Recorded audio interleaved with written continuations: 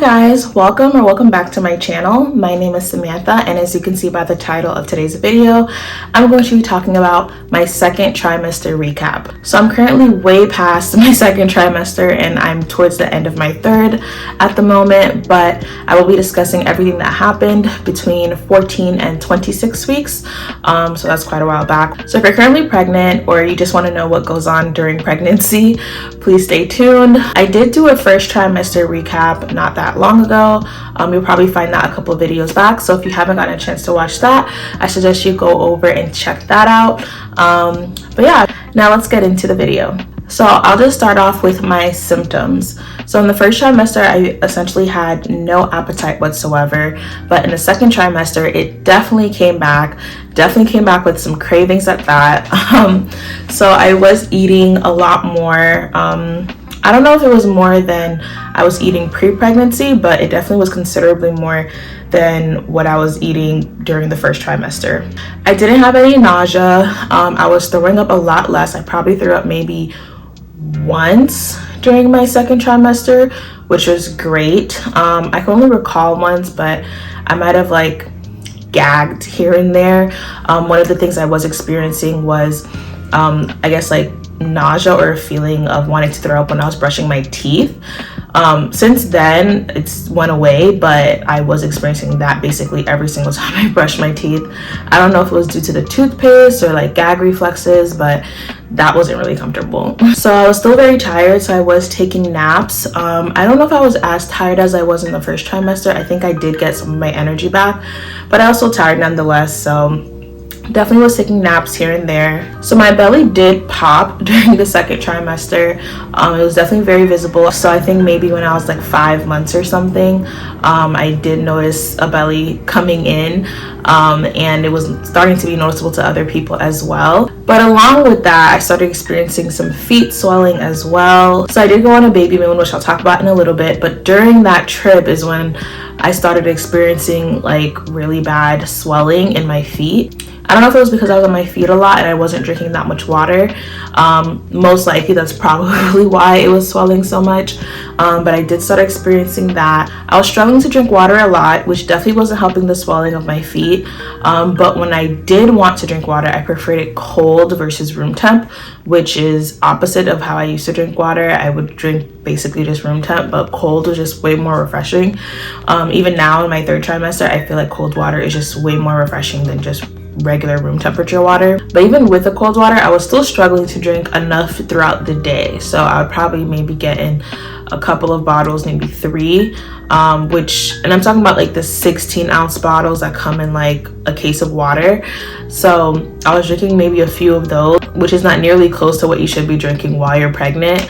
But yeah, I was struggling. So I did try to hydrate with other things like drinking coconut water, Body Armor, Gatorade Zero. That's something I was drinking pretty early on, which I didn't like at all.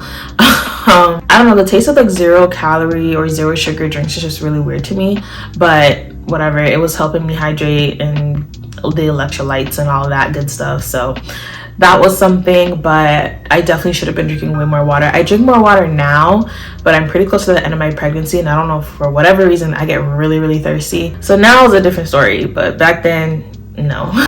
I was experiencing some round ligament pain and some a little bit of pelvic pain, but I was experiencing some, aches, back aches as well. Braxton Hicks definitely became a thing, but not too frequently. I know for some women they say Braxton Hicks is not very painful, but for me it was. It felt like a really bad period cramp, but nothing ever came out of it. It would last maybe 5 minutes or so, and usually if I just walked around or changed positions a bit, it would go away on its own.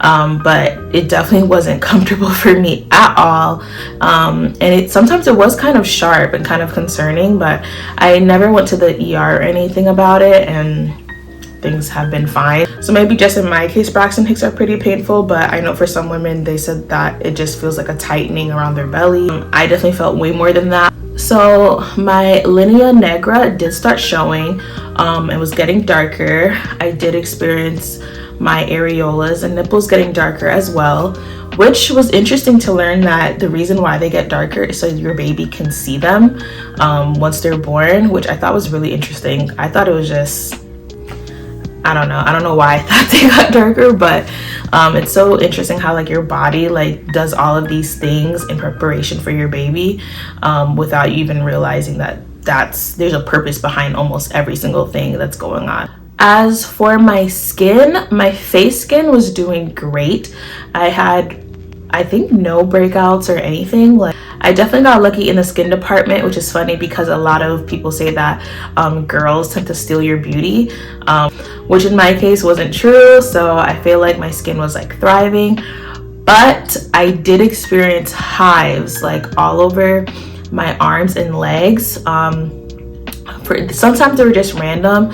Sometimes it was when I got really hot or like I just got out the shower, I would just experience hives. If I could find a picture, I'll probably insert it. It looks kind of gross, but I don't think it's that bad. But yeah, I would experience it on my arms, on my legs, the back of my knees. Usually it was near like joints and stuff, so like my elbows and things like that, but it was getting ridiculous and it was so itchy. I had no idea what to do with it, what to put on it. I didn't use anything new, so all of my skin products, like I was using the same lotion that I was using before, same body wash, same everything, but it just kept coming back. Since then it has stopped, so I don't know what that was, but it was kind of getting out of hand. I brought it up to my doctor and they didn't really say much about it. I don't remember if they said anything at all actually, but yeah, it wasn't cute. So the second trimester honestly wasn't too bad overall, so I don't really have any additional symptoms outside of what I just listed. So I'll just move on to cravings. So I started craving a lot of fruit. I remember one of the first fruit cravings I had was watermelon. Like I just really wanted some cold, juicy watermelon, which was weird because I don't think I've liked or wanted watermelon for years. Like the last time I had watermelon and enjoyed it was maybe like 4 years ago.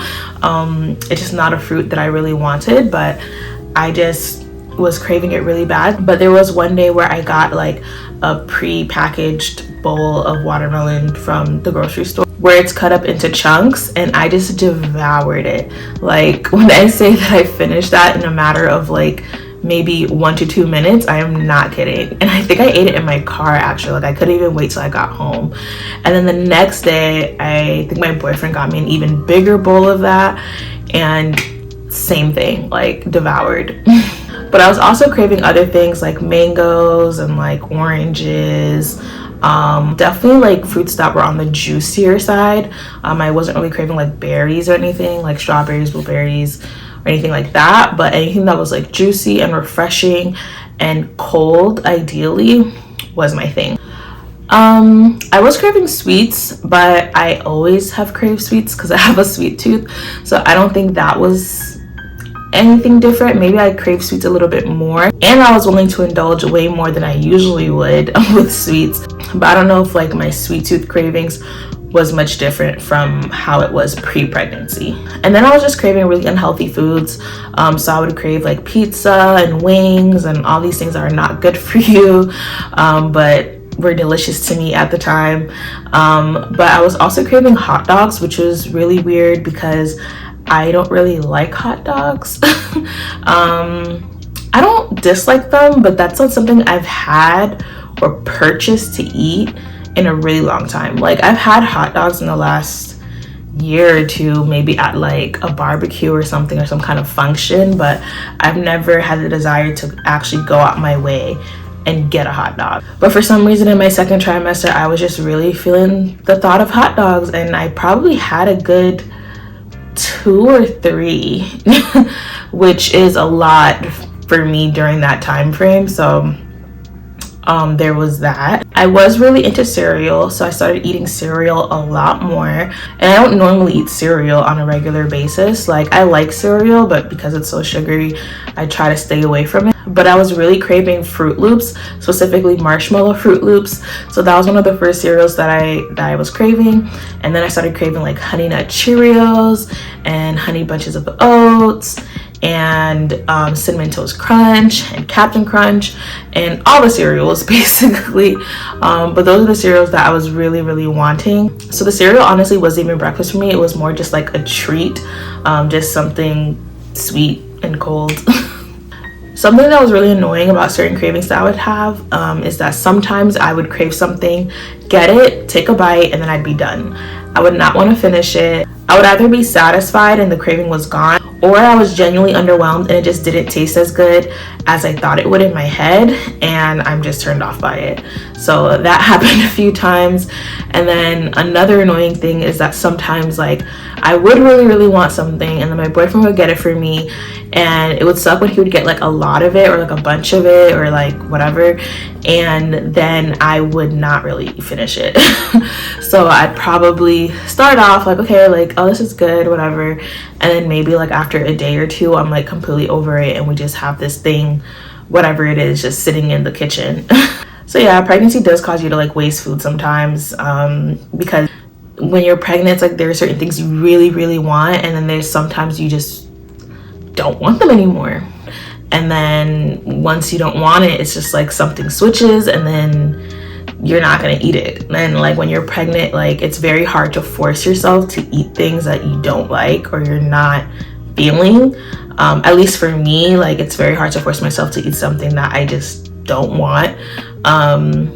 And it could also make you even feel nauseous too when you're eating something that you generally are not enjoying.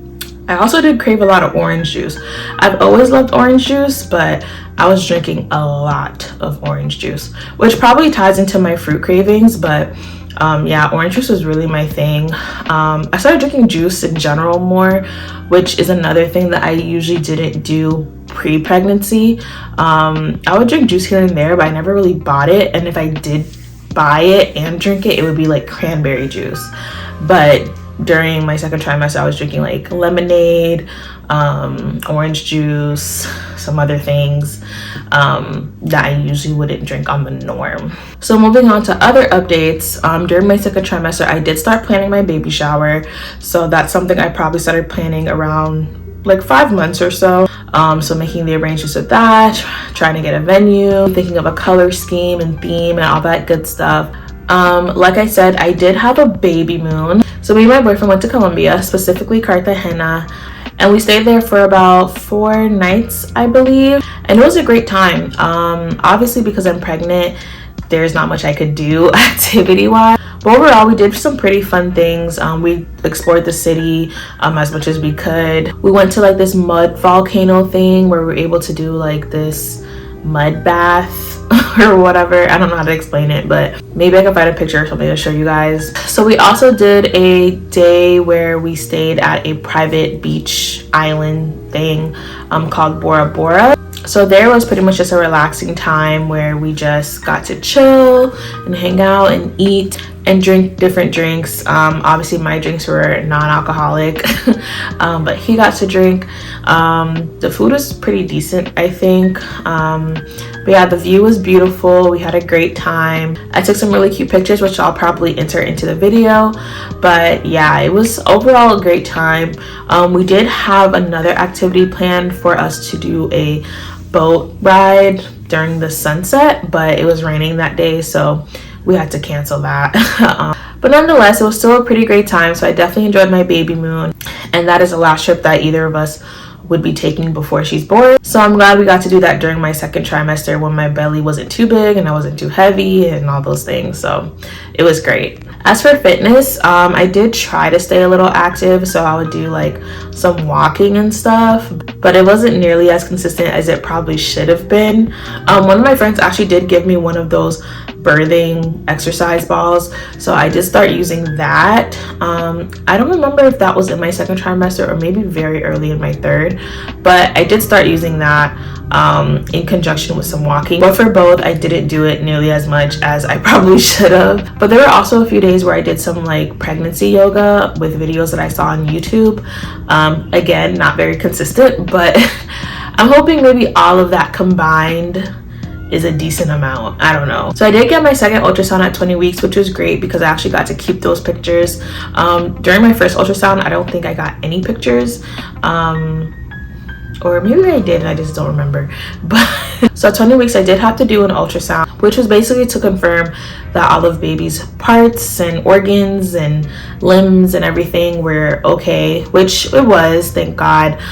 She was in perfect condition based off what they saw, so that was good. Towards the end of my second trimester, probably around 26 weeks, I think I did a glucose test, which came back normal as well. So basically that test is just to check your sugar levels and make sure that you don't have gestational diabetes. If I were to have it, then I think I would have to be on insulin or something, or I'd have to take insulin for the remainder of my pregnancy, because I think with gestational diabetes there are just more risks that come with that throughout your pregnancy and with delivery. I don't know if this is really a symptom, but I did start snoring. My boyfriend did say that he started hearing me snore at night. People have told me that when I sleep, like, you can hear me breathing lightly, but I've never been known for snoring. So it's kind of weird to me to know that I'm snoring, but he did say it's very light, so I don't think it's like an obnoxious snoring, so that's good. Lastly, the only other thing is that I was still tracking my pregnancy with my pregnancy apps, so the What to Expect app and the Pregnancy Plus app, I think that's what it's called. I essentially had all the symptoms that they would talk about weekly, but other than that, that's pretty much everything I have for the second trimester. Nothing was too out of the norm, thank God, but there were a few weird things for sure. I think the weirdest thing was definitely the hives, because I don't think that many women experience that, so that was really weird to me. But again, if you haven't gotten a chance to watch my first trimester recap, you can go back and check that out, and I do have a few other videos that are pregnancy related that you can check out as well. And if you enjoyed this video, please be sure to like, share, and subscribe. I would really appreciate that. I'll leave my socials in the description box, to my Instagram and TikTok if you want to follow me there. But that's pretty much all I have for today. Thank you guys for watching, and I'll see you guys next time.